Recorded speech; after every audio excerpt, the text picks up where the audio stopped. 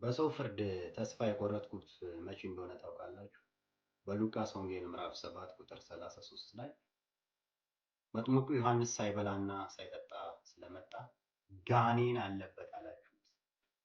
የሰው ልጅ እየበላና እየጠጣ ስለመጣ በላተኛ፣ የኃጢአተኞችና የቀራጮች ወዳጃጅ አላችሁት።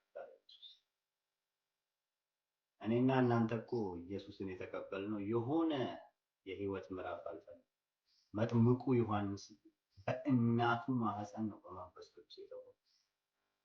በእናቱ ማህፀን በመንፈስ ቅዱስ የተሞላን ሰው አጋንንት አለበት ማለት ከቻለ ሰው ተስፋ ቆረጠ።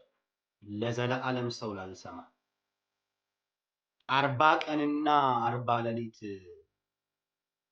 ሳይበላና ሳይጠጣ የአባቱን ክብር እየፈለገ የቆየውን ኢየሱስን በላተኛ ካለ ሰው በእግዚአብሔር ሐሳብ ላይ ከፍ ብሎ የሚነሳውን የሰውን ሐሳብ እንደ ጳውሎስ እኔም አፈርሰዋለሁ። ሰውን አልሰማም፣ እግዚአብሔርን ብቻ ነው የምሰማው። የሰው ፍርድ ውሸት። ተባረክ።